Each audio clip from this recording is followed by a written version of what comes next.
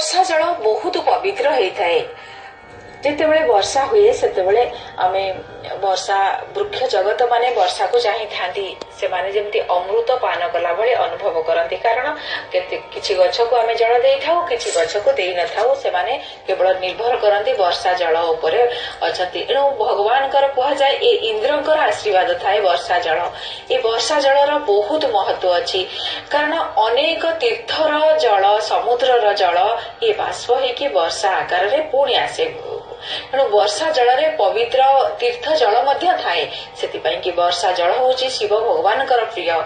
से वर्षा जल को आपण संग्रह करके शिव भगवान को जदि अर्पण करती, अभिषेक करती, अधिक परिमाण संग्रह करेंगे, ताधे किछि गंगा जल पकेबे, सुगंध फूल पकेबे, अगरु चंदन ये सब पकई मिश्रित करी सुगंध युक्त करेंगे, ताधे पैड जल किछि मिसेकी ओम नमः शिवाय शंखरे पुरेकी शिव भगवान को ओम नमः शिवाय 108 थर जप करिकी जदि जलर बिंदु बा जलर धार शिव भगवान को अर्पण करेंगे, मनस्कामना पूर्ण होता है। वर्षा ए सब ए पकई सारा ए जल को किछि कलेक्ट करके आपण ऑफिस घरे आपण निज उपरे जो मान को रोग होउची, जो माने भल भाव हेल्थ रहुनी, चिड़चिड़िया विरक्त जो छोट छुआ होउचंती, ए बादुक को तांको मधार जदि भलरे लगेई देबे आ टिके पाइबा पाई देबे, से मानको बहुत बाधा दूर हबो, मन मध्य बहुत बढ़िया चेंज होइताए। वर्षा जल को आपण मध्य एक माटी घड़ी रे आपणकर घरर ऐशान कोण रे हलदी पकेकी रखिबे, 7 दिन रखिबे। 7 दिन धूप दीप देकी पूजा करिवे। पूजा सरला परे ए वर्षा जल को एक पवित्र गछ मूल रे ढाली देबे, बहुत शुभ फल प्राप्ति होइताए।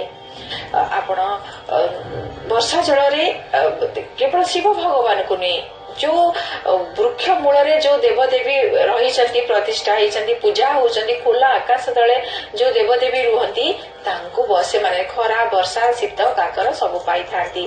तेणु से देवदेवी को वर्षा जल रे स्नान करांतु।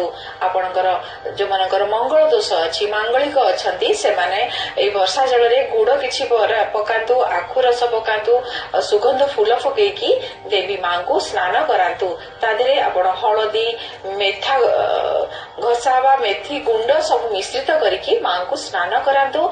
आ से जल को आनिकी आपण पियंतु, मथारे लगांतु, मंगल दोष मध्य दूर होई जिवो। आहुरी गोटे कथा, वर्षा जल होउची थाए बहुत शुद्धता मध्य थाए। ए जल को भल भाबरे कलेक्ट करिकी से वर्षा जल को आपण महामृत्युंजय जप करिकी, आउ जदि बेसी न करि पाले अल्प जल रे मध्य किछि पीबा जल मध्य पकेई देबे। ए जल को धरिकी 108 थर जदि महामृत्युंजय मंत्र जप करिकी आपण ए जल को पीबे, आपणकर अनेक रोग दूर हबो। जो मानकर मानसिक दोष अछि, मन भग्न मन अछि, मन मध्य दूर हबो।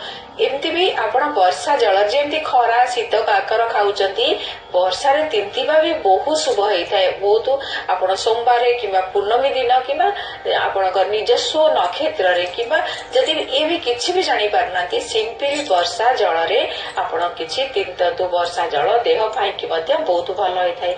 कारण शरीर होउची पंचतत्व। एणु आपण वर्षा जल रे स्नान कले कह जाय जे तीर्थ स्नानर फल प्राप्ति होता है। एणु वर्षा जल रे मध्य स्नान भी करंतु। वर्षा जल आपणकर ऑफिस घर ए सब मध्य छिंचंतु, आपनको बहुत शुभ फल प्राप्ति हबो।